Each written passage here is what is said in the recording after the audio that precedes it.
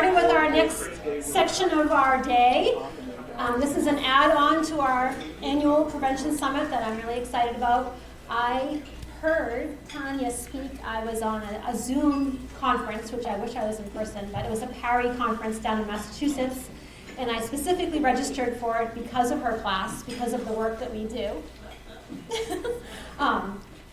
I'm a member of the Smart Approaches to Marijuana New Hampshire group, and our coalition decided several years ago that we were dedicated to marijuana prevention to keep our kids safe, because we know that this is something that's an issue in the community. So our coalition made that commitment. So it's very important to us. And when I heard Tanya speak, I'm like, oh my God, she's amazing. She did such a great job, and she's humorous and funny, and she's not me. So everyone's sick of hearing me talk about it, so I'm bringing an expert in to talk about it. So with that, I'll give the microphone to Tanya. Thank you for joining us today. Hi, can you guys hear me okay? Yeah, I'm trying not to get too close or whatever. Now that you'll have a nice full stomach, I'm going to tell you some information that's probably going to make you want to vomit. So bathroom's back that way to the left. So this is my information. If you want to take a screenshot of that or take a picture of it, you're more than welcome to. For those of you that are a little bit more old school, I have physical business cards because that's just my style. And I'm just going to leave them right up here for anybody that may want it. Feel free. And I'm going to talk about a lot of things, and I don't have all the time in the world to do it in, because I could just speak about this for 3, 4, 5, 6, 7, 8 hours easily.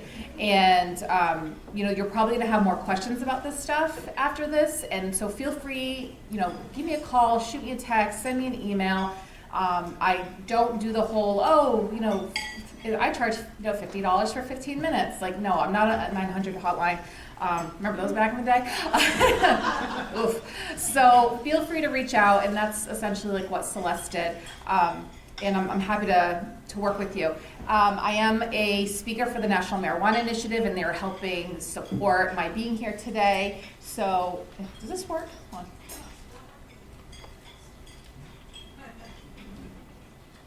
Is there a teenager in the room that can help me figure this out? It's not. Is there an on button? Oh, there's a laser pointer. Oh, cool. I'm going to use that later. It's the little things. I'm afraid to push buttons. Oh, it's working. No, don't touch anything else. Magic. Oh, no, did you push that? I don't know how to work these things. So as they figure that out, that screen is on. If you want to take a picture of the little QR code thing, it brings you to like a little survey that goes to the National Marijuana Initiative, and you can tell them how awesome I am and how great my hair is. That's fun too.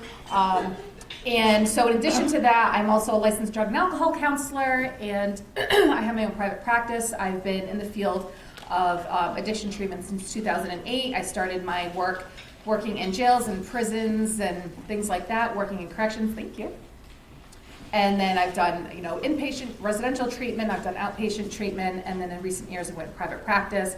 I teach in the substance abuse certificate program for Bristol Community College, and then I do a lot of clinical trainings like this, because back in 2016, Massachusetts legalized cannabis, and I remember this day very, very vividly. It was December 17th, 2016, and I had left work. I'd done an evening group, and it was around 9:30 at night, and I went down to New Bedford, Massachusetts, which is where I'm from.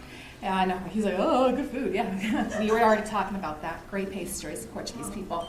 My dad owned a bar, and he was selling it, and he was retiring, and they were doing a little retirement party for him, and I'm hungry, so clearly I show up for food.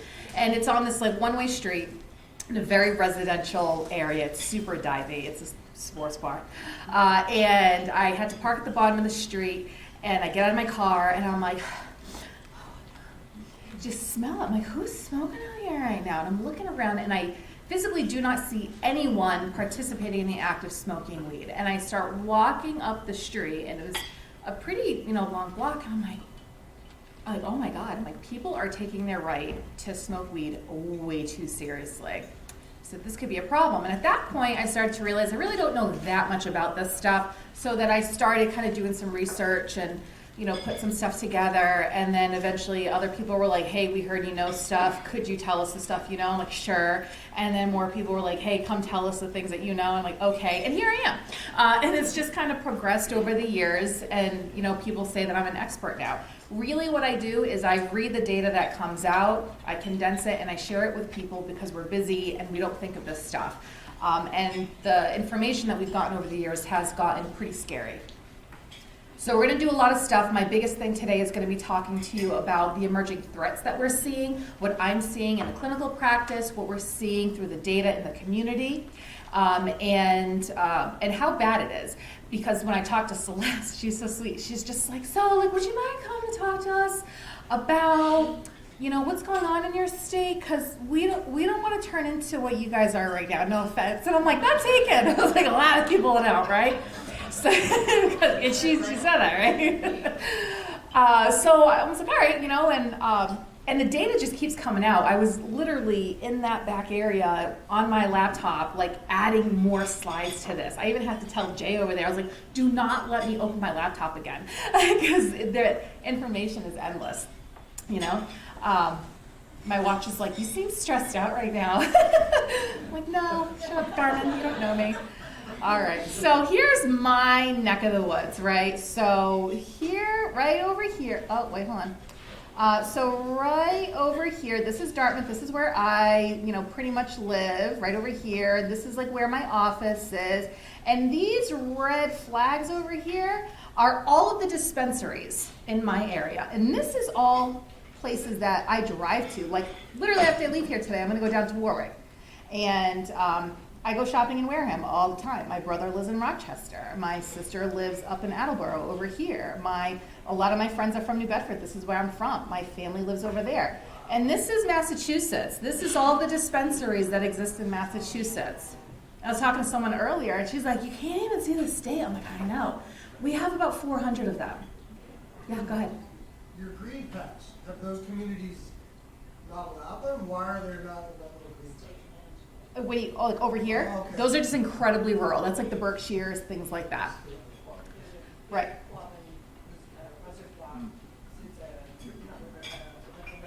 Mm-hmm. So this is a lot. For our tiny state, we have nearly 400 dispensaries. And if you watch the news this morning, there's a big push to have, I think, 9 dispensaries open in the town of Revere, the city of Revere in Massachusetts. And there's a lot of people who are out there and they're like, no, we don't want this here. This isn't good for our youth. And they're really trying to push for them not to open it. But there's a lot of money backing these things. And that is one of the biggest struggles with a lot of this stuff. So I crashed at my friend's house in Boston last night to kind of cut down on my commute. And I was half asleep and I wake up and I'm like, I want to know what the map looks like. So this is literally just like a screenshot from my phone. And I got this from the Cannabis Control Commission in Massachusetts. And they're so proud. Look at that. Look at all that.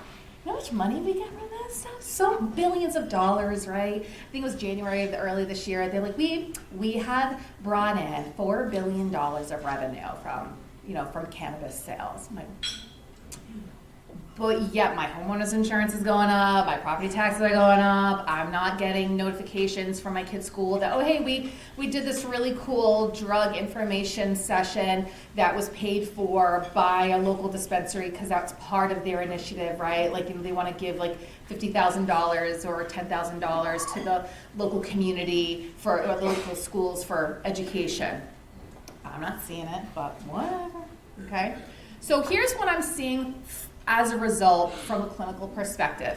I am seeing a lot of psychosis and schizophrenia, a lot of anxiety and depression. More and more people are regularly using and doing it more openly, almost to the point where if you don't use it's like offensive. Like, oh, you don't smoke?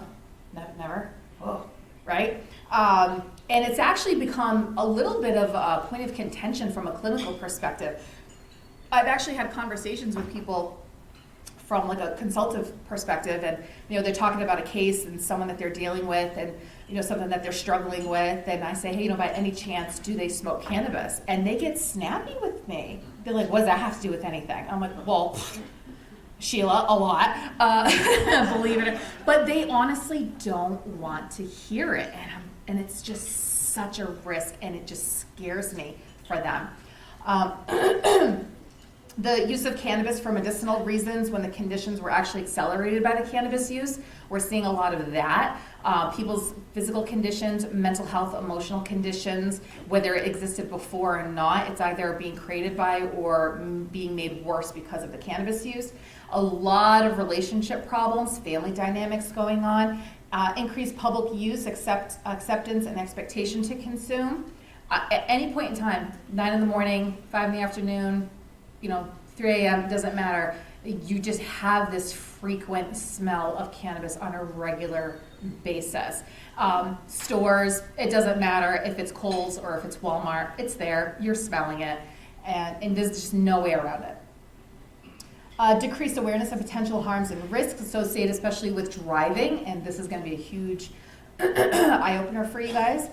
Global belief system around cannabis and defensiveness with individuals who support it, increased behavioral mental health issues among adolescents, and liability risks for mandated reporters and first responders. That's my biggest concern, and that brings me to this whole idea of where belief systems are. To be clear, I define belief systems really easily as something you believe to be true that dictates the manner in which you live your life, right? So if you're a vegan, are you going to join your local hunting club? Probably not, right? We're not going to see you there. And that's not a bad thing. I'm not going to go and hang out with a bunch of people, even if they're my age, if, they're not married or they don't have kids, because we might not have a lot, to relate to, right? Just like a lot of single people aren't going to want to hang out with me because I'm just going to, talk about, work, weed, and kids, because that's my life now. And that's not a bad thing, right? We gravitate towards people who have like-minded ideas and beliefs and values. So here's my question though, right? Let's say you got this guy in front of you, and I usually share this because for the majority of the time, a lot of my trainings are presented to people in the clinical realm, behavioral, mental health, medical providers, but also a lot of first responders, law enforcement, things like that. But I included this now because we're seeing more and more cases of adolescents committing crimes and their parents being held responsible for it, right? So we saw that with that shooting down in Georgia, and the kid, he shot those 4 people, 2 students, 2 adults, and now his dad is being charged not as like an accessory. He has a principal charge right alongside him. So his charges are not lesser than what his son has, even though he himself did not participate in the act. There's another case where a kid was driving a car, was driving erratically, ended up killing his passenger who was his friend. And there were text messages from that driver and his mother, and the mother was constantly telling him, stop speeding, stop driving fast. But there was absolutely no effort to take that vehicle away from this kid. And it was a very fast car. It was like a Cadillac or something like that. And he was 17 or whatever. And now the parents of the deceased are trying to hold the parents of the perpetrator accountable for that. So we're going to see this happen more. That's my prediction. So all of us need to be aware, because I see that happen a lot. People say, well, my kid smokes weed. What are you going to do? A lot. There's a lot you can do. Well, it's legal. Not for a 19-year-old. Well, they're in the military. Then I start twitching, and I'm like, okay. Right? So we see a lot of that. So here's my question to you. We got this guy, smells of alcohol, admits to drinking that day, slowed speech, not slurred, just a little on the slower side, delayed cognitive responses to questions, not like he's not answering, has a little bit of a delayed response. He's cooperative, he's kind, right? Standing on his own. What's our responsibility? Especially for those of us that are mandated reporters, where we have to report these behaviors, right? Give me your keys, I'm calling the mother, right? Give them the breathalyzer, wait till it goes down. If people want to wait, that does happen, okay, let their body metabolize a little bit more. And if they don't, and if they refuse, well, it's fine. I got to call the cops and tell them that there's this person, intoxicated driver. I send them your driver's license, and good luck, right? That's it. But if the same person came in and he had the exact same presentation, but he smelled of weed and admitted of smelling like weed, or admitted to smoking, right? What would you do then? Would you take the same approach with alcohol as you do with cannabis? It's okay if you say no, because for the most part, a lot of people wouldn't. And a lot of people give me that like, uh-oh, like, oh. They start looking down, they don't have eye contact. It's okay, but I'm here to tell you, for your own protection, your professional protection, your personal, your familial protection, for the protection of your reputation, we cannot let this stuff slide. Because for those of you that have been around for a while and looking around the room, as my daughter would say, these people were born in the 1980s, right? She's offensive, which I'm 40, so I'm one of those. But we know and we see how things can get progressive. We have seen these trends really take hold, and things get a lot worse before they get better. And we also know that the bad things have to happen to the right people at the right time for anyone to take it seriously, right? It's true, right? It's called a spade a spade. So there is this thing that we call a standard of care, and you see this in a lot of different professions, but in my profession, in the clinical realm, it's under common law doctrine, right, under Combs v. Beat. Courts usually seek to determine what a typical, reasonable, and prudent or careful practitioner with the same or similar training and education would have done in the same or similar circumstances. So I am telling you all that if someone comes in front of me and they are presenting like the gentleman in that slide, I will take initiative and will treat that the same way as I do with alcohol. So you're attending this training.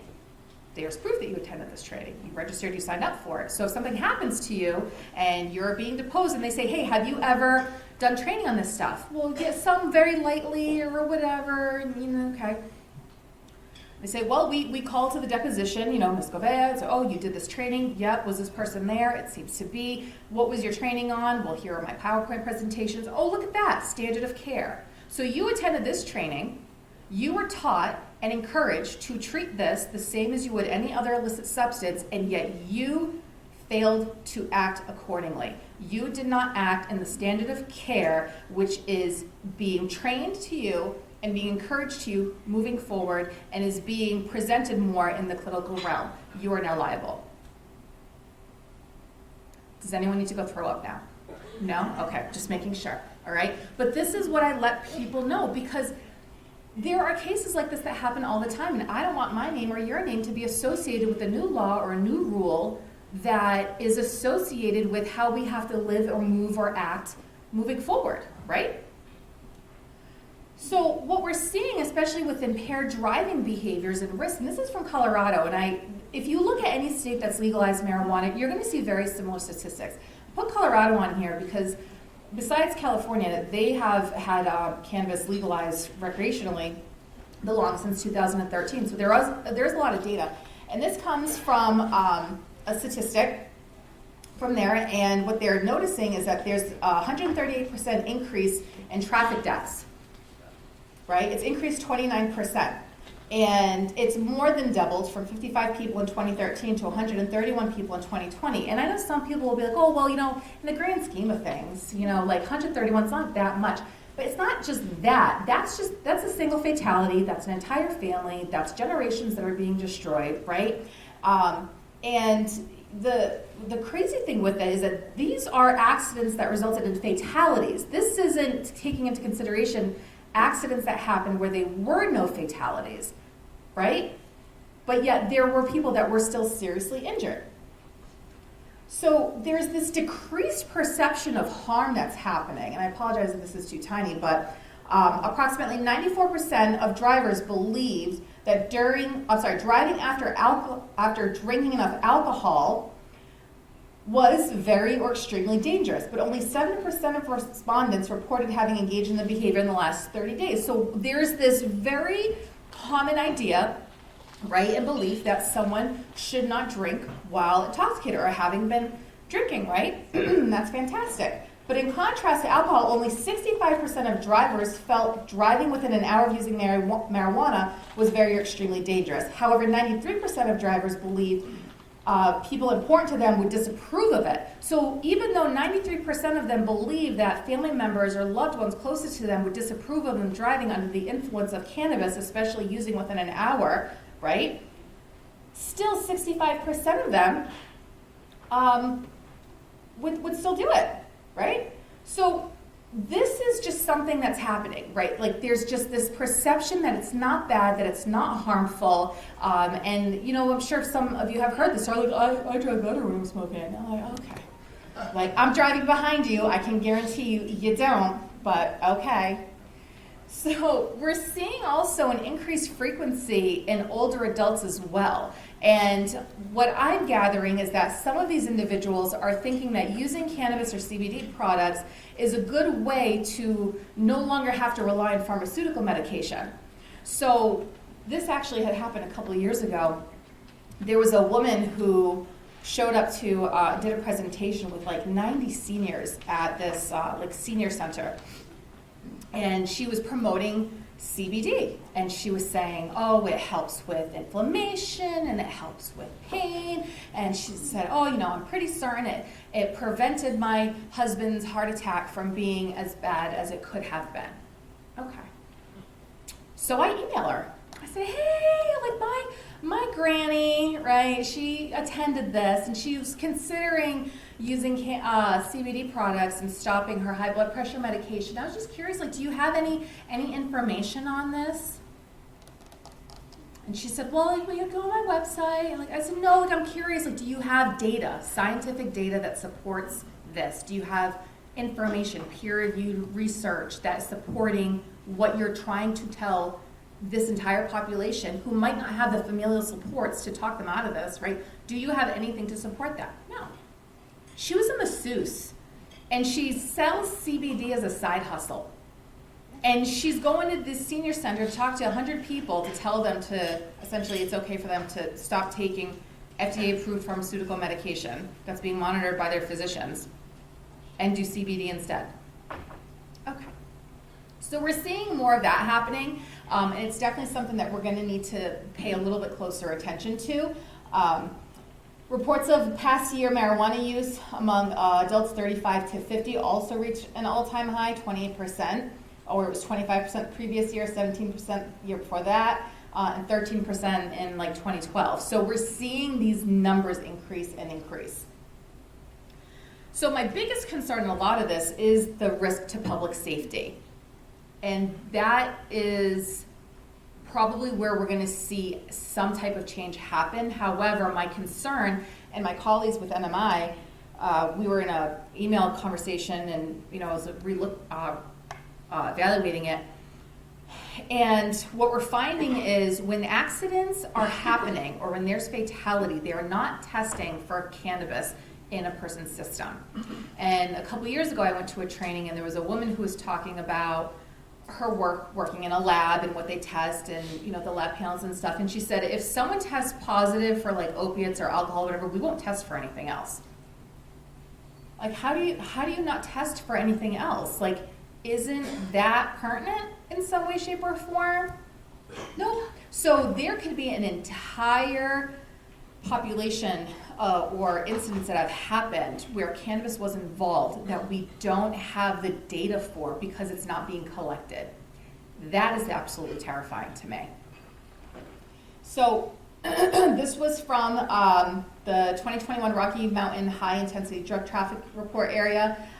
Since recreational marijuana was legalized in 2013, traffic deaths were drivers. It increased 138%. Actually, I've told this before. Okay, yeah, sorry, moving on. So, how it all progresses. Okay, this case happened in August of this year. This man, his name is Paul Myers, he's 19 years old, was driving on the Sagamore Bridge on Cape Cod and ended up swerving and hit this woman, and another person was in her car, an 83-year-old man, and he killed her. And when he got out of the car, he reeked of marijuana. There were marijuana, spent butts and paraphernalia in the vehicle itself, And now he's being charged with vehicular homicide. And he admitted that he was the cause of the accident. So now the 79-year-old woman is dead. Her 83-year-old passenger was severely injured. And now he is facing pretty serious charges. And then we have this one. This guy, 19 years old, Jacob Thomas, charged with operating under the influence of drugs, having an open container of marijuana in his motor vehicle, negligent operation of a motor vehicle, and failure to stay in the marked lanes. Driver and passenger in the Nissan, which was the vehicle that he hit, had to be removed by fire rescue. They had very severe but non-life-threatening injuries. He had some injuries himself. This was 1.5 miles down from my house. And it was right around the spot of Chase Road and Lucy Little Road. And Lucy Little Road is usually where I hit my 1.5 mile mark. And then I go back. And I use that as an excuse why I don't run right now. That and there's coyotes.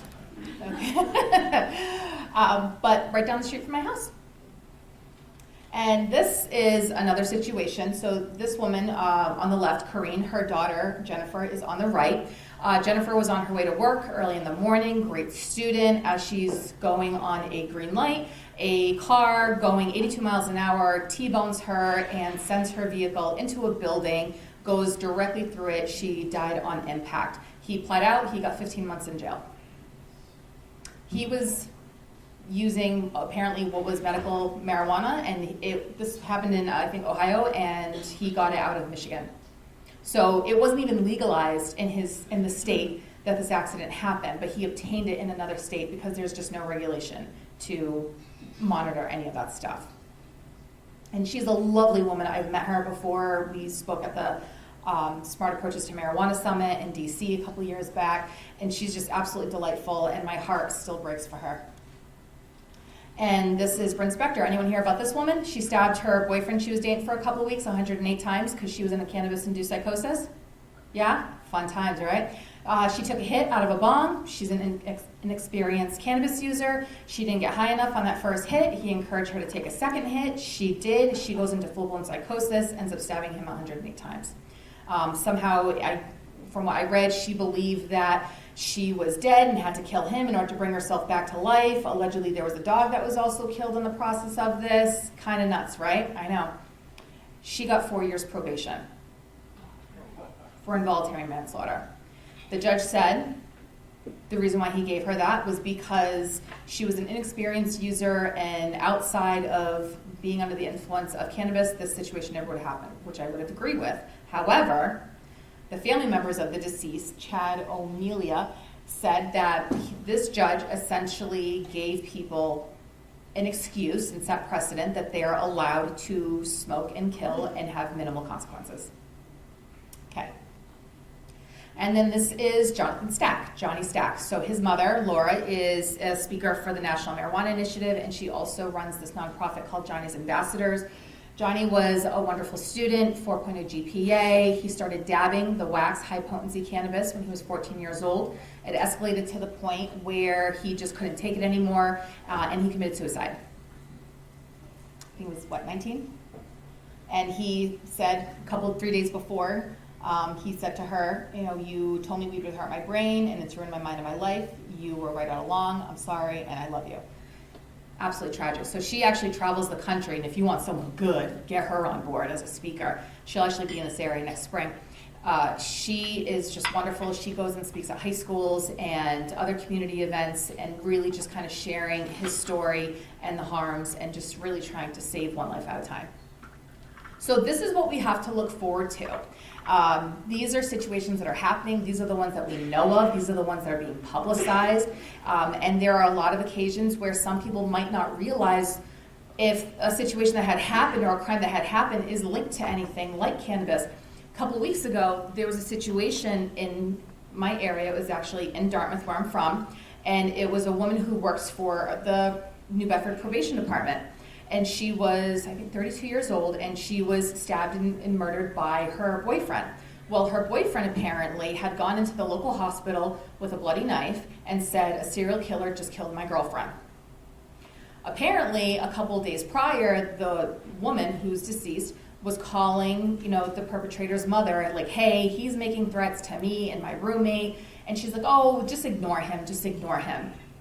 So to me, in my brain, I think, okay, he must not have a significant history of mental health, because any parent that takes their child's health seriously is going to know that that is not typical or typical behavior, right? So if she kind of brushed that off, that tells me that he must not have a history of mental health or threatening behaviors. So something must have triggered it. So in my mind, I'm thinking, my first question is this guy smoking weed?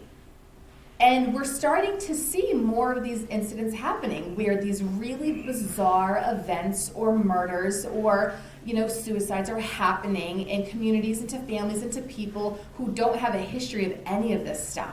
That's what I'm predicting is going to happen. We're going to see a lot more of this. And I think we really need to encourage medical examiners and encourage other, whatever entities or powers that be, that we need to start testing for cannabis more. It's not just alcohol, it's not just opiates, even though methamphetamine, right, is a serious issue, which I put cannabis and methamphetamine and the effects of it side by side with each other. 100%. What I'm seeing with cannabis is what I would typically see with a person who is on long-term methamphetamine use. I'm not seeing what I'm seeing with cannabis in people who've been using heroin for 20 years. Not seeing it. It is far worse. Anyone want to throw up now? You doing okay? All right. Anyone want to quit? No? All right. Yes, go ahead. Wasn't there also a incident where Massachusetts state was killed because someone? Probably. Honestly. Did zero jail time because they Well, the tricky thing with cannabis too is because it's lymphatic, once someone consumes it, within 90 minutes, it's no longer in the bloodstream. It goes directly to the brain and it sits in the brain, which is the fattiest part of our brain, the fattiest part of our body. So you can still feel the effects of cannabis 30 days after your last use. It can still affect your mind and your body and your spirit in that way. But if you get blood work done, it's not going to show up. So from a scientific perspective, that's something that we really need to kind of hone in on to figure out how are we going to effectively test this so that we can hold people responsible and accountable. And yeah, also too, because I know a lot of employers now are not requiring someone to abstain from cannabis. They're allowing them to use it without risk of losing their job. I guess a new thing that's happening now is, I can't remember where it was, but they're allowing police officers to use cannabis in Delaware, right? Of all states. Delaware, they are allowing them to be able to use cannabis or test positive for cannabis without consequence. Yeah. I know. Yeah. Everyone's just like, well, I don't even know how to process that information, right? But this is what we're seeing. And it's going to be our next opiate epidemic, right? And this is why. So, pop quiz. Anyone know when we removed or banned cigarettes in Massachusetts, or when you banned cigarettes in New Hampshire? Anyone know what year that was? Oh, I know. 88? Huh? 88? 88? Yeah, who said 2004? Woo! You get the gold star. In Massachusetts, we banned cigarettes indoors in 2004. In New Hampshire, it was 2007, right? But when did the Surgeon General put out there as a giant warning, hey, cigarettes are bad, it's horrible for our health, it's dangerous, all of these bad things can happen? When did he put that out there? You guys are so optimistic. It was 1964, right? So it took us in Massachusetts 40 years to ban cigarettes indoors, even though we were very well aware it caused cancer and there was secondhand smoke and people were setting themselves on fire and it was creating all these adverse things and making people ugly and, wrinkles and hair and ashiness and all of that jazz, right? And I remember being on planes, like going to Portugal with my family in the 90s, and the smoking section starting behind me, and I'm like, bloodshot eyes, I can't wait to get off this plane. It was awful, But it just goes to show, as a society, as a country, we don't have the greatest track record of being told that something is a problem and taking a very aggressive approach at preventing it from getting worse. Because even before 1964, even prior to that, in the the 1920s, 30s, 40s, 50s, there were scientists that were doing journals and they were submitting data saying, listen, like we're seeing a lot of medical and physical issues with people who were chronic, cigarette smokers, right? It's not that. Helps open up the airways with asthma, right? So here's the example, right? So we started seeing it. It was over here, and it was actually World War I, World War II, and everything like that. I think it was Lucky Strike. They were putting packets of cigarettes in yes, in the rations and the little packages that we were sending overseas, right? And so you got all these soldiers coming back, and everyone's smoking cigarettes. It was kind of crazy, right? And so it goes up, and then eventually it started to come down a little bit, right? So 1964 Surgeon General report, but then we started seeing a lot of other things. You got to remember too, it hits people in the pocket. So when insurance premiums are going up, and people are out sick, and cancers are being created in the bodies, and all that stuff. From a profit perspective, it starts to impact people. So policies end up getting put into place in order to do things more on a preventative measure, not so much on a health measure, more like on a financial cost. So then we had the opiate epidemic, right? And I started my field in 2008. And that was pretty much when the height of the epidemic was really starting to take place. And it hit us like a ton of bricks. Now, the difference between what we're seeing now and back then was back then there were a lot of providers, right? Like we knew about opiates. We know about how, we had the data to support it. We knew how it affected the brain. We knew how the pain receptors operated. We had methadone already. We had Suboxone already. So we had a lot of help and support from a clinical perspective and a treatment perspective to try and address it. What we didn't have is enough backing from a policy and a legal perspective to attack and stop the distribution of these pills from the pharmaceutical companies, right? We're going to see the exact same thing with cannabis, and it's already happening.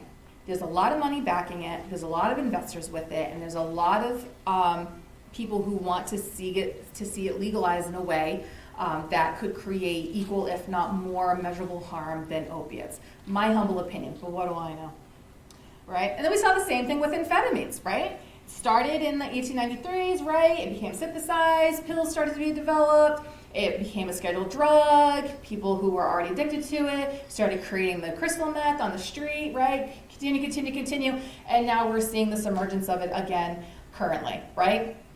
We don't have a good track record of making things in a solution-based way, right? People are, we're banging the drum, we're ringing the bell, we're sounding the siren, and they're like, but we got $4 billion of revenue, right? So we're also seeing an increased trend of cannabis use disorder as a diagnosis. Now, to be clear, actually, let's start with this first. Cannabis is the most commonly used federally illegal drug in the United States. 52.5 million people, or about 19% of Americans, have used it at least once in the past, since 2021. And I believe it is, 19 million Americans? It came from SAMHSA. I think it's 19 million Americans are using it like on a pretty chronic, regular basis, right? Which is a lot. 3 in 10 people who use cannabis have a cannabis use disorder. 3 in 10. 30% of the people, essentially, 33% of the people who are using have a cannabis use disorder. I can tell you right now, those 33% don't believe they have a cannabis use disorder, all right? It's the most commonly used illicit drug. 21.8% of people aged 12 and older have admitted to using it over the past year. That's 61.8 million people. And not even every state has it legalized. Can you imagine if they federally legalized it? How many more people would be using it right now? You look like you're about to have a stroke. You're just like, oh my God. Are you all right? Need water? Okay. It's good though. I like that reaction in people, right? So So cannabis use disorder as a diagnosis. So to be clear, we diagnose cannabis use disorder the same exact way that we diagnose opiate use disorder or alcohol use disorder or stimulant use disorder, whatever it is, right? The criteria that we look at, the symptoms are the same, okay? So, whoops, wrong button. So problematic use, okay? Are you taking it in larger amounts over a longer period of time than intended? Persistent desire, unsuccessful efforts to cut down or control the use. A great deal of time is spent in activities necessary to obtain, use, or recover from the effects of cannabis. Craving or strong desire or urge to use. Recurrent cannabis use results in failure to fulfill role obligations at work, school, and at home. Continued use despite having persistent or recurrent social or interpersonal problems that's being caused by the cannabis use or made worse by the cannabis use, okay? Important social, occupational, or recreational activities are given up or reduced because of cannabis use. Recurrent cannabis use in situations which is physically hazardous. We're not just talking about driving a car, we're talking about operating heavy machinery, using weapons, even using a stove, right? You take that dishcloth, you put it too close to the flame and bye-bye eyebrows, right? For real. Cannabis use continues despite knowledge of having persistent or recurrent physical or psychological problems that has been caused by or made worse by the cannabis use. And then we have tolerance as defined by needing more to get the desired effect or the amount that you're using no longer has the same effect. And then withdrawal symptoms, right? So across the board, if you take cannabis out and you put opiates or you put alcohol or whatever, the criteria is the same across the board. For someone to have a mild, right, because we have these specifiers, right? So someone can have either a mild, moderate, or severe substance use disorder. For mild, you only need 2 to 3 of those 11 symptoms. That's it. For moderate, you need 4 to 5. To have a severe disorder, you only need 6. You don't need to have all 11 hot mess central to have a disorder, right? You just need at least 6. Now, so you see those, and then we have these 2 other specifiers. So if someone is in early remission, they have been sober without any substances from 3 to 11 months, and if they're 12 months or more, they're considered in full or sustained remission. We do have added specifiers, like if they're on maintenance therapy, if they've been incarcerated, if they were in a supervised situation, like with probation, parole, or whatever it may be. So the reason why I mention this is because where else do we use the term like in remission or someone's in remission? Cancer? Exactly, right? We use that language with medical diagnoses. And substance use disorders are medical diagnoses. So we need to treat it as such. It is a disease, it is a brain disease, it is progressive, it can be fatal, right? And we need to treat it as such and look at it as such. So cannabis withdrawal, we are seeing a lot more of these symptoms happening more aggressively. Previously, and I would say maybe 10, 15 years ago, if someone was stopping cannabis use, we wouldn't see the level of withdrawal symptoms that we're seeing now. I'm seeing a lot of irritability, a lot of anger, a lot of just aggression, and it's all unprovoked too. That's the key question, right? Because these are all normal feelings, right? Nervousness, anxiety, all that stuff. But when they're unprovoked, that's where it becomes a problem. And when it's affecting your day-to-day life, now we got a real serious issue. And I've had people come to me, I had this one guy in there, he came in and I was like, hey man, how you doing? And he's just like, I'm like, what's the matter? And he's like, this withdrawal from not smoking weed is awful. And I'm like, why, what's going on? He's like, I'm so bitchy. I'm like, really? He's like, oh my God. He's like, I can't take it. He's like, it is so bad. He's like, every little thing sets me off. Every little thing. I'm like, okay. So it's important to let people know, look, you're gonna feel these symptoms and they're gonna affect you. For the most part, these symptoms can last up to 2 weeks after the last use, right? A lot of sleep difficulty, insomnia, kind of disturbed, you're not sleeping well, in and out, or if you are sleeping a decent amount, you're just not feeling really rested. Appetite's gonna be all over the place, a lot of restlessness, just that real fidgety, they just can't sit still. And then also depressed mood with the high anxiety. So people are just kind of all over the place. And so the scary part though, and where the education is really important, is that we need to remind them, look, you're gonna feel worse before you feel better. So just because you haven't used in 3 days and you still feel this way doesn't mean that this isn't the withdrawal symptoms, right? You need to give yourself some time. And now with the higher potency cannabis, what I'm seeing is that those symptoms can actually go on for at least a month. And I had a friend of mine who I was talking to, and she had a period of time where she went through a lot. And she said, I got like a vape pen and I was just using it very, very mildly.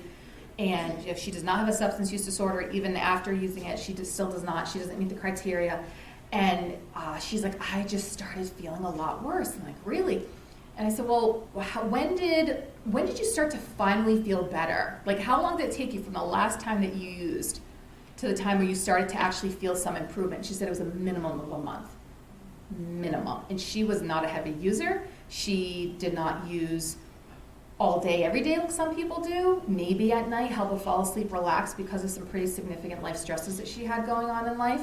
And that was it. And it still took her a month. And she goes, we were having dinner with each other, and she just kind of whispered, she's like, I went to some dark places. And I was like, and that's not like her at all. So that was terrifying because she's a good friend. So what we also start to see is a lot of abdominal pain. Some things, such as cannabinoid hyperemesis syndrome. Has anyone heard of that yet? Yeah? Oh, fun times, right? We're going to get into that in a second. Shakiness, fever, sweat, chills. These are a little bit more significant. You don't see them that often. You're going to see more of the emotional stuff and more of the GI stuff going on with the withdrawals. But the scariest part, and I was talking to someone before when I mentioned that this is going to be our next opiate epidemic, for those of you that don't remember, we started to realize that the opiate epidemic existed and was really bad because bodies were piling up in the morgue. That's how we knew. People, young kids, young adults, were showing up in obituaries, and finally people were like, what is going on here? And then finally they started listening to the people who have been talking about this for years on end. We're not going to see that with cannabis for the most part. We're going to see the bodies piling up in the mental hospitals, right? People with mental health issues, emotional issues, psychosis. That's what we're going to start identifying. There's a correlation between cannabis use and interpersonal or domestic violence. There's a correlation between people who are using it and their symptoms that they're using for making those symptoms worse, especially in regards to pain and trauma, right? A lot of that stuff in the data supports it is exacerbating those symptoms. So we're going to see that. And I warn people in advance, and I make it very, very clear, I'm not a medical professional, and I don't pretend to be. I'm not a licensed mental health clinician, and I'm not an LICSW. I'm not a social worker, okay? I have a LADAC, right? I'm a master's level LADAC, licensed drug and alcohol counselor. I do treat some mental health issues as they correlate with substance use disorders. So if depression and anxiety is associated with the substance that you're using, we will look into that, we'll create treatment plans around that, and we will monitor it, make sure it's getting better and not worse, right? However, I warn people, in the event that you go beyond my training and expertise, we need to refer you out. And this has happened before where I was working with someone and they had a lot of paranoia that was being developed. And I was like, ugh. Like it wasn't anything like the aliens are coming to get me, but it was enough to make you go, but is that really happening though? Is it a rational worry?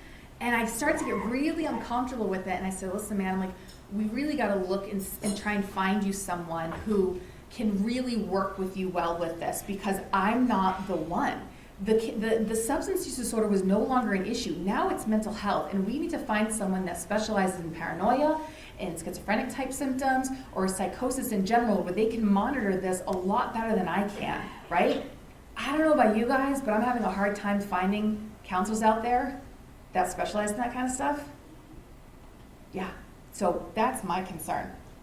So here's what we're seeing. I'm not going to go through all of this stuff. But what I'm going to tell you is that for all of these disorders that are being highlighted, these are all disorders that someone is experiencing that they previously had no history of and no previous indication that it was something that they could possibly get. So we have cannabis intoxication delirium, right? When people just become delirious, they're kind of all over the place. We have cannabis-induced anxiety disorders, right? A lot of high anxiety, heart palpitation, racing, sometimes people feeling like they're having a heart attack. we're having depersonalization and derealization disorder. I've worked with someone who was like, oh, I went to this yoga class and this chick who was teaching the class was really hot and I think she opened up my third eye and my chakra and she's a witch. I'm like, what? Yeah. And, and he was, and I was really honest with him because I've worked with him several times over the years.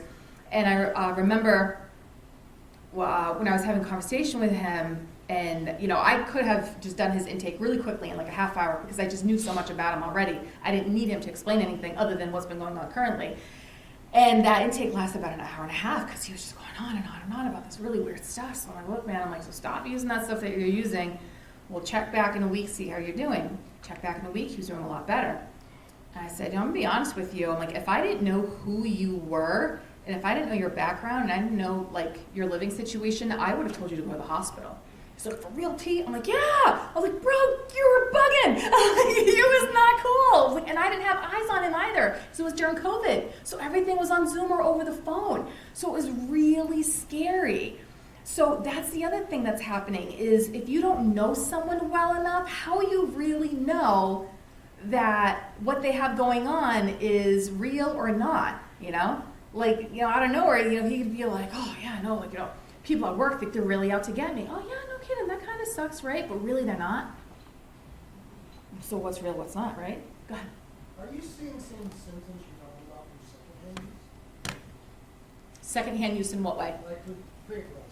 Say you live with someone in their cost of use of fake glasses. Are you seeing some of the symptoms, the health problems? So if I live in a household and someone is smoking cannabis or using a cannabis product and I don't use it myself, am I feeling the effects of it? Like say with the heart palpitations. I mean, it could. It depends on the intensity of it and how much of the substance and the manner in which you're smoking. With vaping, not so much because it's such a smaller concentration, right? But I mean, back in the day, for those of us that remember fish bowls in the car, you keep the windows up, everyone's smoking out of a joint or a pipe or something, and it's just a big smoke thing, Cheech and Chong. You guys know. Don't act like you don't, okay? Just kids agree, just say yes, no one's gonna be mad at you, okay? So, even if you weren't inhaling it directly from the substance itself, if you're ingesting that smoke secondhand, yeah, absolutely you could experience it. If you're exposed to enough of it, I would venture to guess so. From the vaping, maybe not as much because it's so concentrated and so minimal. Unless you're like blowing it in my face and I'm purposely ingesting it, I don't see that as being something. But who knows, right? Cannabis-induced sleep disorders, kind of just talked about that a little bit. Cannabis-induced psychotic disorders, this is going to be our doom. So this was a study based out of Europe and Brazil. I really like to reference it, even though it's about 10 years old, because they were already seeing it back then. So what they did was they collected data from a bunch of different community hospitals, and what they found in a year's time, between 2010 and 2015, 901 patients were admitted to the emergency department for first episode psychotic issues or psychotic episodes that they were having. They had never had anything prior to that in their life. They had no family history of it. And what they found was that daily cannabis use was associated with the increased odds of someone developing a psychotic disorder. And it increased nearly 5 times for daily users who are using high potency cannabis. This was published in 2019. Fast forward to 2021. You've got these dudes out of Denmark, and they put out this study, and they basically said, hey, guys, the proportions of cases of schizophrenia associated with cannabis use disorder increased 3 to 4 times in the past 2 decades, which is expected considering the high potency cannabis. Okay, all right. Then we get to 2023. The same dudes come out and they're like, young males especially, like 16 to 24, have the highest susceptibility to developing schizophrenia with cannabis. I have never heard of so many cases currently of people having schizophrenia. Schizophrenia used to be this really rare, not very common thing, and it was very significant to a person, and it was most likely a very true diagnosis, right? And now, when I'm doing intakes with people and talking to them, one of the things that I will ask them as well as, do you have a history of mental health issues? Do you have anyone in your household, your children, right? And I'll figure out, who has a substance use disorder, but also who has a mental health issue. And I'm finding more frequently than not, if they don't have a diagnosis of schizophrenia, they certainly have symptoms and behaviors and characteristics that are pretty damn close to it. They just haven't been formally diagnosed yet. So that's where a lot of the education and encouragement to get these people treatment and help, but they don't necessarily think they have a problem, so they don't go and get help. So I put this on here because I think it's really important. So out of California, the University of California, they have this, I always mess up the acronym. It's the Center for Medical Cannabis Research. It's through the University of California of San Diego, I believe, or maybe it's UCLA, doesn't matter. But what they do is they research cannabis for medical issues, right? So I put this one on there because what it shows you is that they are testing cannabis to see if it has medical efficacy for these particular issues. This is for painful diabetic neuropathy, right? But I want to highlight here the doses that they're giving people. So a low dose is 1% THC. A medium dose contains 4% THC, and a high dose contains 7% THC. So when this comes out and they say, hey, there's medical efficacy that supports cannabis can indeed help painful diabetic neuropathy, right? We need to be mindful that the THC content that they were giving their participants in the study that the research is based off of did not go higher than 7%. So when they're smoking the pre-rolled 31% joint that Celeste showed us, right? That is no longer medically appropriate. That would be like me going, oh my God, I have a headache from my ponytail. It's too tight. And Celeste going, do you want an Oxy 80? Like, no. Like, yeah, a Tylenol, maybe a bottle of water? Like, take my hair out? You have like a hair clip or something? Right? It's completely inappropriate for that. And on top of that, what we also found in this particular study is that there's no... if you have pain, right? So in this study, they gave someone like a little bit of like a topical pain, and they gave them 2% THC, and there was no benefit to that. But then they gave them 4% THC, and they found significant pain decrease. But then they gave them 8% THC, and it actually increased the pain. So what we're finding is that if you have physical pain, for example, and you're consuming high potency THC, it's actually going to accelerate and increase your pain. It's not going to alleviate it. And what we have is we've had these studies for quite a number of years. For cannabis to have medical efficacy, 4% THC is kind of like that good window of when it has real good medical efficacy where it can actually help treat something. Right? But yet when you have these marijuana treatment centers, which is literally what they call dispensaries that provide medical marijuana, if you go on the Cannabis Control Commission in Massachusetts, it says it on there, right? I have feelings about that. I'm not going to go there just yet. And you're going and you're getting a gummy with 98% THC to help you with sleep, and then you're like, wow, my sleep is still really messed up, or I'm having weird vivid dreams, or I'm super, anxious in the morning. Gee, I wonder why, right? What's up? Are all these stats that you're getting, that's based off standard like 5 milligram dose, or what was the dose? So it depends. In some cases, with some of these studies, what they do is they provide, depending on what it is they're trying to target, sometimes they'll give them almost like an inhaler, right? So they'll do like an inhaler of it, and it's, let's say it is like a 5 milligram dose. But by the way, the 5 milligram dose still only has 4% THC in it. Right. So what they did was, there was this understanding that in order to really be able to share data and to use other people's data, there needs to be the standard unit of measurement. And I believe what they settled on was 5 milligrams. Like 5 milligrams is the appropriate dose, right? But the dose doesn't necessarily have to be the same exact THC percentage either. So you can have a single dose of something but still have a high percentage. So when I'm intaking people, I'll ask them, do you use cannabis? Yes. Use daily? Yes. What do you use? I do like edibles, okay. How much THC is in the edible? Oh, it's only 5 milligrams. That's a serving size, right? That 5 milligrams, what's the THC content in it? Well, I don't know. Well, I want you to find out. Take a picture of it, bring it back to me, let's discuss it together, right? Because that's the number one question I ask people when they tell me that they're using cannabis. How much THC is in it? Well, I don't know. I mean, what do you mean you don't know? We sure know how much alcohol, and the volume and the percentage, right? Like, oh, did you see that beer has 7% alcohol? Oh, that's a good one. The other one I was drinking only had 3%. Oh, right? We're very well aware of that, but somehow we're not taking the same idea or approach when it comes to cannabis.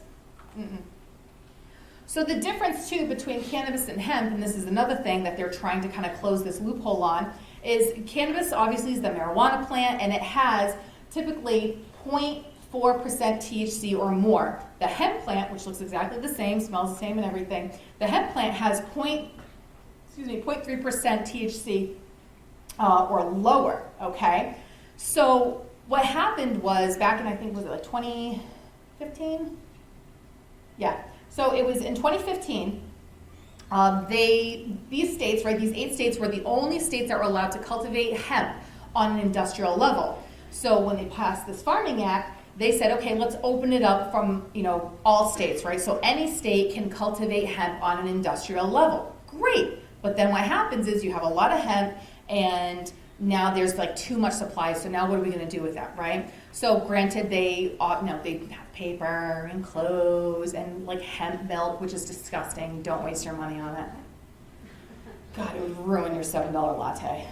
I've learned experience there. So what's happening is because hemp is legal and there technically is THC in it, it's delta 8 THC that's in hemp, and because it's not federally illegal, they're allowed to basically add a bunch of synthetic material to it and sell it over the counter. Which is why you can go to your local Cumberland Farms and see all these glass shelves and it's like delta 8 CBD, delta 8 THC, and people are consuming it in multiple different ways and they are getting intoxicated on it. And it's legal. And you can get it when you're getting your Dunkin' and your gas at the same exact time. And right beside it is Kratom, which is like gas station heroin. Don't get me started on that. That's another training. But this is what they're trying to close, right? They call it like the Delta 8 loophole. They're trying to close that loophole so that you're not able to buy it over the counter. And so when people are telling me, oh yeah, no, I do vape, but I get it from mobile and not the dispensary, I give them education on that. So, well, then that's not actually real cannabis. That's Delta 8 THC. It's from hemp, blah, blah, blah, blah, blah. And they're like, what do you mean? But it's cheaper. I'm like, well, I bet it is. I was like, so's meth, but let's not do that, okay? So, higher THC potency levels in cannabis products. We are seeing it increase throughout the years. It has gone a lot higher, right? So remember back in the day when the rest of us were all smoking, right? Over here, 4, 5, 6, 7% THC. Remember those days, right? You smoke a joint, you hang out with your friends, you eat some Cheetos, you make out with a stranger, and you go home. Remember? Guilty. She did it. We all did it. Okay, look, Bill Clinton, we all inhaled, all right? The kids are like, who? What are you talking about? Just kidding. But it was significantly lower. It didn't impact us in the same way. So what happens now is that you have people who grew up in this era, and what's happening is they're thinking that the cannabis that's out there in the market today is the same type of cannabis that was going on over here, and we're like, no, it's not. And the medical providers are the ones that scare me the most, because I've had these conversations with people, and I had a client actually say to me one day, she's like, Tanya's like, I thought I killed my mother. I'm like, what? She goes, the doctor was like, oh, give her a gummy because she's a little old lady and her appetite has gone down so low. Give her a gummy to try and stimulate her appetite. She's like, I thought she was dead. She's in the back, she's like, I thought she had the death rattle going on. I'm like, what? So I'm giving this client, education on it. And, she's a little bit older woman. And she's like, Tanya, why didn't he tell me this? I said, sweetie, he didn't know. They don't know. She's like, how do they not know? I'm like, because they just don't. They haven't taken my trainings yet. I'm like, that's why. I was like, give them my card. But this is part of the problem, is that we are essentially allowing people to slip other people a cannabis product thinking it's going to help them in some way, and it's not. When I was down in Florida about a year or so ago, there was a mental health provider there who deals with adolescents, and one of the parents to the adolescent told her that they were going to go get their medical marijuana card so that they could get cannabis and provide it to their adolescent to try and help control their behavior. Number one, that's illegal. Number two, I hope they were reported, but there was no concern about it. There was no concern, no nothing, and I'm just, why? Clearly something significant is going on. Why take that approach? Did you have a question? I consider medical community not even trained about this. I personally, my family physician, had no idea of some of this stuff. I spent 10 minutes of my own annual physical trying to give them information on the issue with high THC marijuana. It was crazy. Oh, it's awful. But here's what's even better. So a really good friend of mine who, she's got a lot of credentials. So she teaches in a college, she's a nurse. She's a nurse practitioner. She has a PhD. She also has an LMHC, and she's got a bunch of other letters in the alphabet. I don't even know what they are, right? But she has a lot of education under her belt. I think she has a PhD, 2 masters, bachelor's degree, and a whole host of other trainings, right? And I asked her one day, I said, hey, out of all of the education you've received over the past decade and a half, how many academic courses have you taken that was specific to substance use disorders? She goes, 2. That's it, 2. And she is a substance use provider. She provides medications for mental health, and she also does maintenance therapy and stuff like that. Very, very well informed, but that comes from external training that we have to personally sign ourselves up for. I have met with people who will say they will not work with people or treat people who have a substance use disorder because it's not within their realm. I'm like, don't worry about that. Treat the paranoia. Treat the schizophrenia. I'll deal with the alcoholism. It's fine. Oh, no. They just have a very negative connotation to it, but they're also very insecure with it as well because they don't have training and they don't understand it. So what I try and get people to understand when it comes to potency, right? The average range for smoking the flower, right? So you have a flower, you grind it up, you put it in a bowl, in a bong, in a joint, whatever. It's going to average around 15 to 20% THC, sometimes higher, okay? If you're doing the dabs, the waxes, the vaping, that's upwards of around 60% THC. If you're doing an edible is upwards of in the high 90s because you take a little bit and it has to go through your digestive system. So it takes a little bit of time to kick in, which is why some people are getting sent to the hospital because they have they also call it a green out, right? It's like the cannabis version of a blackout where there's kind of loopy all out of it, they kind of pass out for a little bit, blackout. So what I try and get people to understand is, a beer now or two or wine is kind of like smoking weed in terms of how it hits you. A shot is kind of like drinking, taking a shot is kind of like taking a hit off of a vape pen, but doing straight up grain alcohol, that's what a gummy is, right?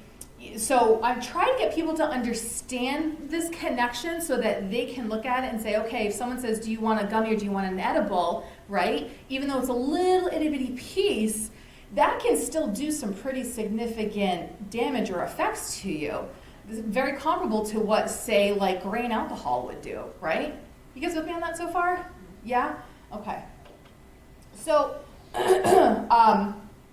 this was something that came out, so between 1995 and 2016, the DEA ended up connecting with this research group, right? And essentially what they said, the research people, they're like, hey, when you guys seize weed, can we get some? Not to use, we want to test it. And what they found was that the THC content throughout this, decade or so was getting increasingly higher. And what they found was that the THC to CBD ratio was getting more and more separate from each other. So back in the day, for every, say, 1 part CBD, you had 15 parts THC. But now, for every 1 part CBD, you have 80 parts THC, right? So the ratio between it is different. And it's important because CBD has that calming effect to it, right? It has an anti-seizure effect. There are some FDA-approved medications that are based off of CBD, which is really helpful, especially for seizure disorders and such. So there is medical efficacy there. But what we found, especially with the cartels and all of these places that were still funneling cannabis into the country, and they still are, by the way, that market is not dead in the least bit. Ask any of these guys with a weapon on their hip, they'll tell you. What we're finding is that when they're breeding these plants, they're doing it with the intention of giving you a higher high. And isn't that what we see across the board? There's no heroin on the street anymore. That high, that's garbage, right? But we're seeing fentanyl. And we're seeing fentanyl-pressed pills because it gets you a higher high. This is just the trajectory of how we do things in this country. We go overboard constantly. We're always looking for the next best, next higher thing. If I'm wrong, I would love to admit it. So what we're seeing in Minnesota, this actually just came out. I put this on today. This just came out, so there's a 733% increase in hospital-treated poisonings on children ages 4 and under. 4 years old and under. In 2018, they only had 12. 2019, 11. 2017, 21, 42, 22, 57. In 2023, they had 100 poisonings. This isn't even including kids that are older than that. And this isn't including a population where a child, say, is ingesting something and they're not going to the hospital for it, or the parent is not calling poison control because they're afraid of legal repercussions, right? We need to remember that that population still exists out there. And if you, again, this is just Minnesota, but if you look at any other state where cannabis is legalized, you see very similar statistics. There is no special state that's like, hey, California, we're not seeing any of these problems. I don't know what you people are doing. No, it's across the board, okay? This actually just came out in this study. So this study, oh, this didn't work out that great. So this study, it was a meta-analysis. So what they did is they reviewed 63 other previously published studies that included 438,000 individuals. And what they found was 39 students or people are 39% higher likelihood of earning lower school grades for people who use cannabis, 50% reduced likelihood of earning a high school diploma, 28% lower likelihood of attending college or university, 31% lower likelihood of earning a college degree, more than twice the likelihood of dropping out of high school, and more than twice the likelihood of school absenteeism. So this is data that just recently came out, October 7, 2024. So if you're really concerned about the youth, well, here you go. So short-term consequences to cannabis and the adverse effects, we're going to see the increased heart rate, the altered sense of time, the increased anxiety and paranoia, slow reaction time, impaired driving, problems with balance and coordination, difficulty with thinking and problem solving, and memory impairment, right? So these are things that you typically see with the short-term effects that if someone were to stop using, these will typically alleviate themselves on their own. But what we're also seeing for long-term effects is a lot more lung and breathing problems. And there was a study that came out recently that has a correlation linking cannabis use to throat and esophageal cancers that is starting to develop. So that data is starting to emerge now. And prior to COVID, there was a lot of research going on regarding vaping and how it's affecting the respiratory system. And then COVID happened and they're like, never mind, we gotta pay attention to this other respiratory issue. But as of recent, more data is starting to emerge from that as well. There's also increased risk of stroke. And with the vaping really gets me though, because we really don't know the significance of that and how it really affects the lungs and what that's gonna look like. So I don't have a very good feeling about that. And there are some people who have some pretty permanent adverse conditions as a result of chronic vaping, but those are so far and few and not publicized that, who knows where the actual information is at. Increased suicidal ideations, attempts, and completion. There is data that supports that there is a correlation between depression, anxiety, and suicidal ideation with youths. And I believe the data that came out said that there was a 50% increase in, 50% of completed suicides in adolescents had cannabis in their system. So there is a correlation to that. We're also seeing a lot more prenatal issues going on. Last year, I was talking to this woman who was a backstage parent with me when we were doing ballet, and she is a nurse and she works at the NICU at Tufts in Boston. And I told her like what I did and stuff, and she's just like, oh. I'm like, oh, that's not a good sign. And she says that we are seeing more and more babies being born and are substance exposed to cannabis. The mothers are smoking to, say, alleviate like morning sickness or whatever illness or aches they have going on, thinking it's totally harmless, and the babies are being born, they're going through withdrawal symptoms, and they are in the NICU, and they are having pretty severe adverse reactions to that. So we're most definitely seeing that, and obviously the effects on the adolescent brain growing up. And then the cannabinoid hyperemesis syndrome, which what we found, again, this actually just came out recently, 2.75 million Americans estimate to suffer from cannabinoid hyperemesis syndrome each year. For those of you that don't know, CHS is a condition where someone who is smoking cannabis or using cannabis products regularly start to develop severe gastrointestinal pains. They have cramping, nausea, vomiting. They end up taking incredibly hot showers to try and alleviate some of those symptoms. They smoke to try and get rid of those symptoms. It's very minor and short-lived, and then the pain continues. So they go to the emergency room. They get a battery of tests. They get ultrasounds. They get endoscopies, colonoscopies, blood work, CT scans, MRIs, and finally the doctor comes back and is like, here's some Zofran and like a little dose of tramadol, go home, stop smoking weed. And someone I know works in the hospital, and they were talking to a physician in the ER, and they said several people every day are admitting to the emergency room with CHS symptoms, in addition to other things. When I was at the PARI Summit at BU last December, there was a woman that was speaking, and I swear I turn into like Jack Sparrow when I see someone speaking and like they're from another part of the country. I'm just like running over to them. I was like, I want to ask you questions. And she was a Suboxone provider and worked in the community, but also worked in the emergency department. I said, hey, I'm just curious, what are you seeing in California, in your area? I think it was like Northern California. What are you seeing in regards to cannabis? And she goes, oh, I'm like, oh, here we go. And she said, if someone comes in with any cannabis-induced condition, whether it be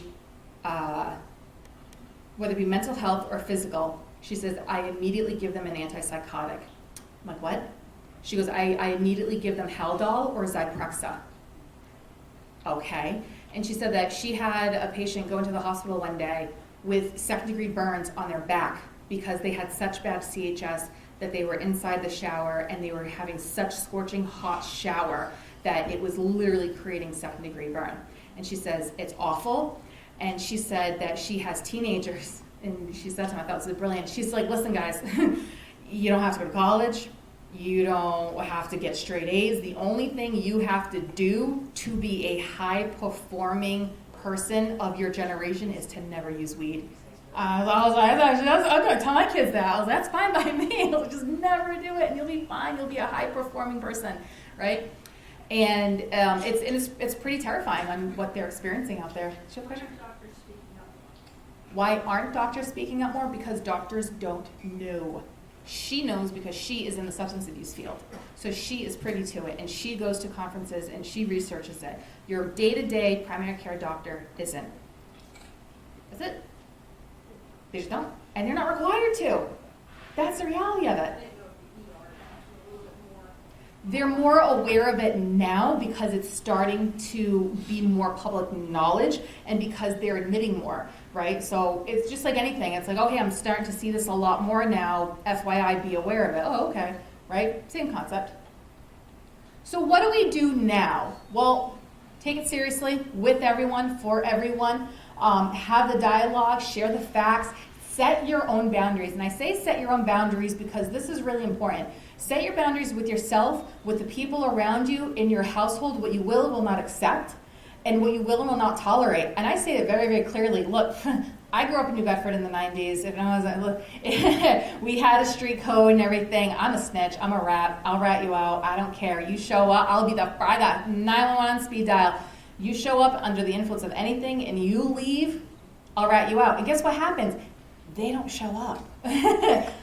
Less issues for them, less issues for me, right? So create that standard, because the number one thing that I'm seeing that frustrates me the most is parents who are complaining about their child or young adult who is living their life using substances, and they go, well, what are you gonna do? A lot. Where's the boundary? Where's the consequence? Where's the enforcement of it, right? You see how I have a nose ring? I got this when I turned 40 in January because my household had a very specific rule. The day that you get a piercing on your face is the day you move out. So I never got one until I turned 40, and I have a mortgage, and I have a husband, I have 2 kids, right? Because it was very strictly enforced, and they weren't messing around, right? I also come from immigrant family, so we do things differently. But set your boundaries and enforce it. Bang the drum, ring the bell. Anyone that is willing to talk about it, talk about it.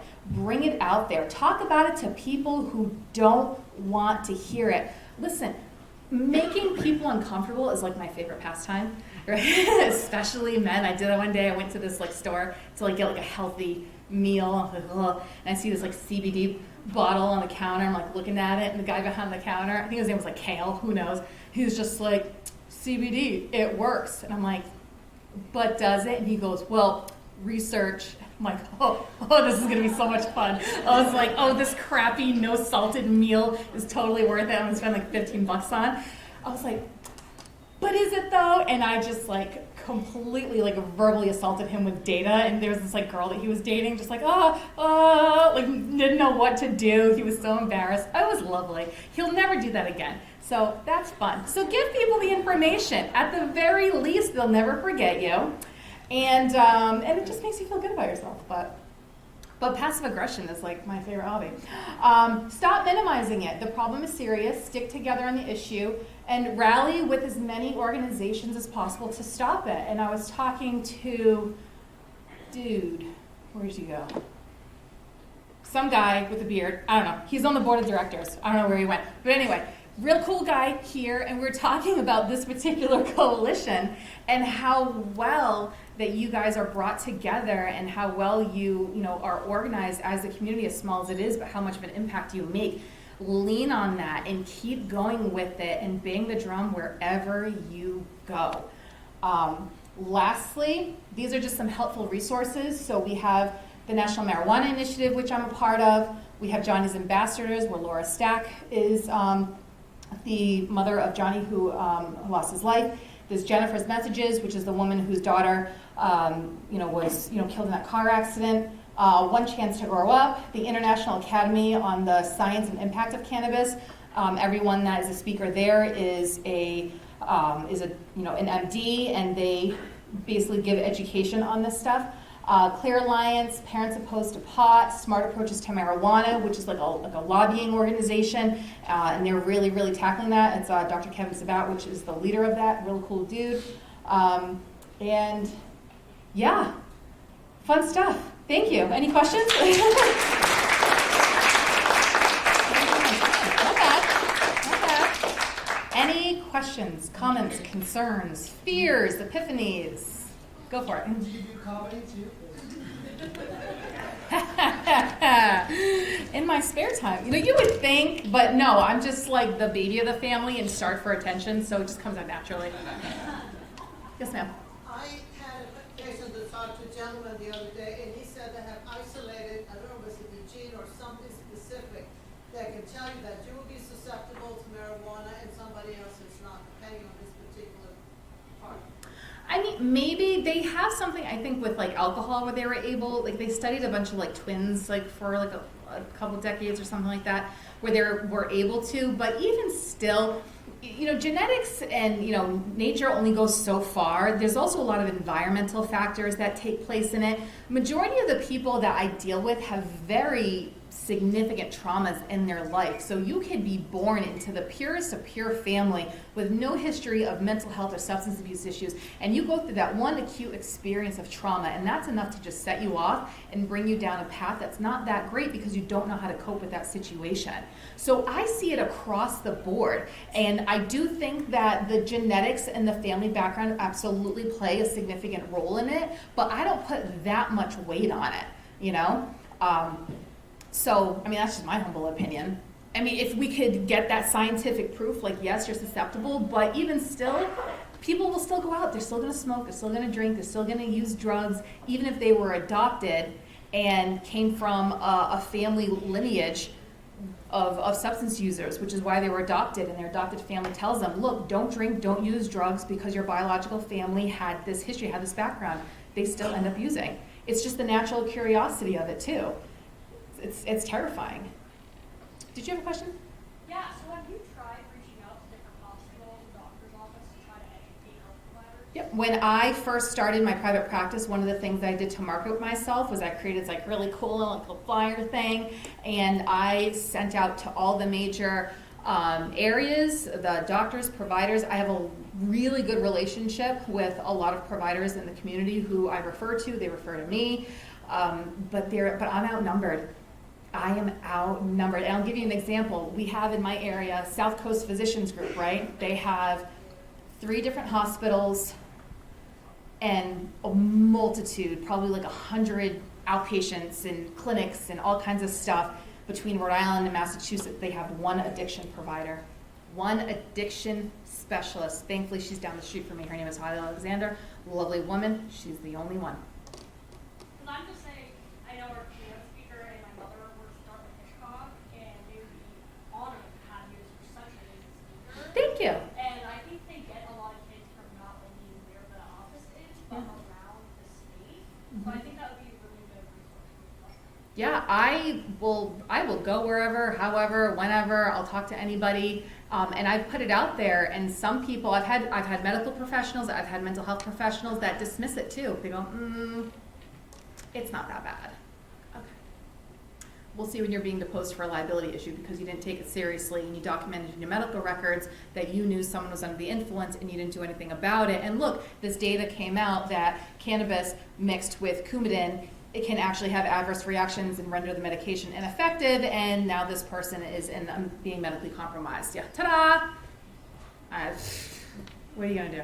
Yes, ma'am. I worked at New Hampshire Hospital, which is the state psychiatric hospital, for about 9.5 years on an adult admission unit, and between like 2015 and 2017, we had a lot of Dartmouth-Hitchcock doctors who worked for us, psychiatrists, medical doctors, psychologists, neuropsychologists.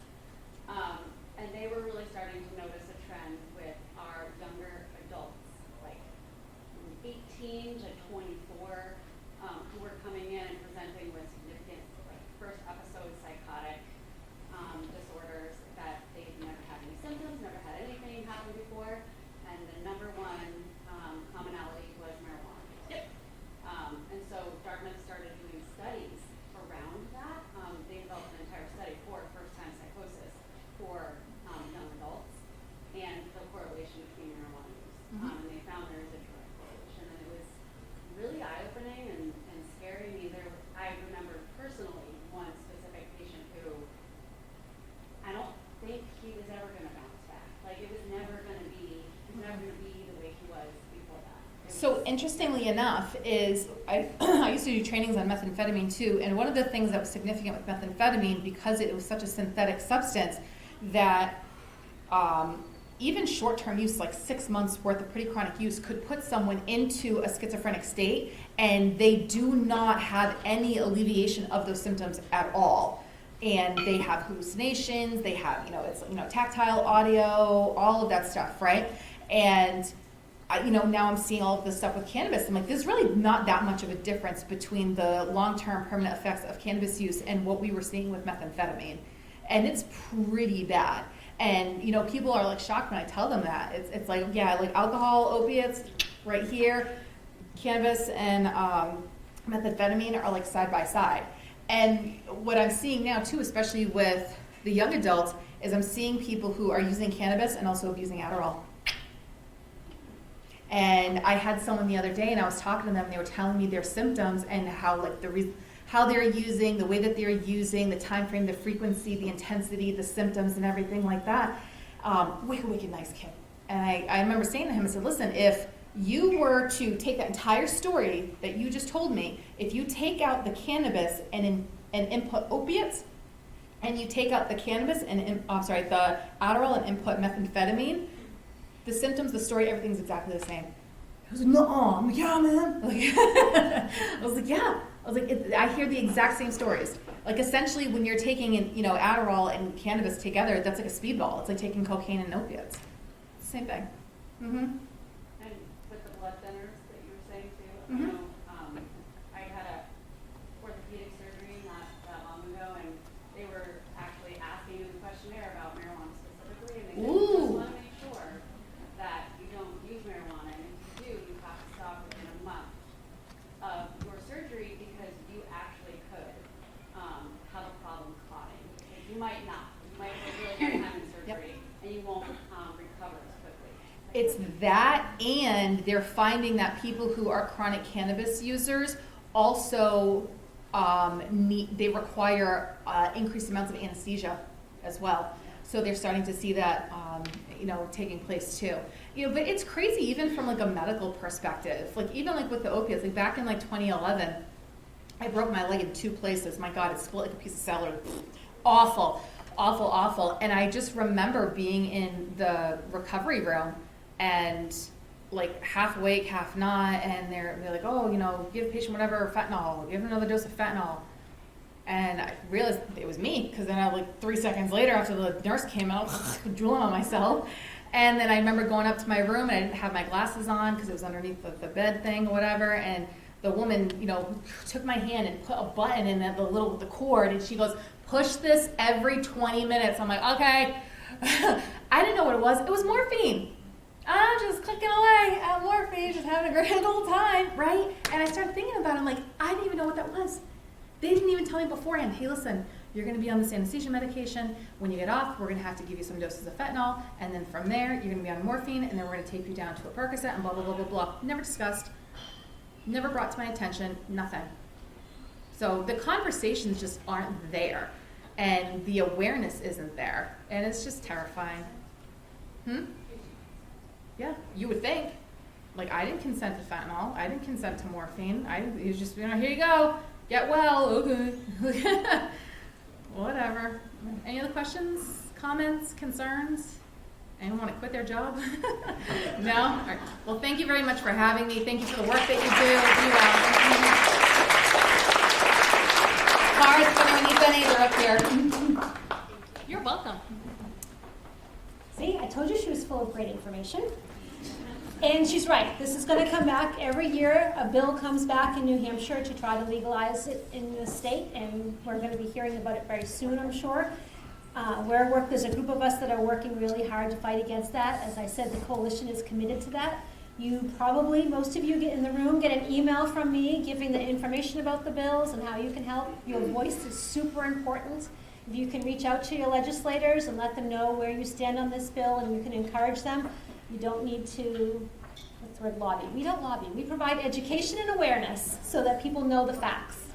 And we've brought young people up to the State House, and they've given testimony, and your testimony is really important. If you know this information, like she said, we need to ring the bell, bang the gong, whatever we need to do to let people know. So thank you. I want to remind you that you have cards at your table if you just wanted to write how you thought the information today was, 1 to 5, that would be fantastic. Or if you want to leave a note, that would be great too. And thank you all for staying for lunch and spending the time with us today. Have a great weekend.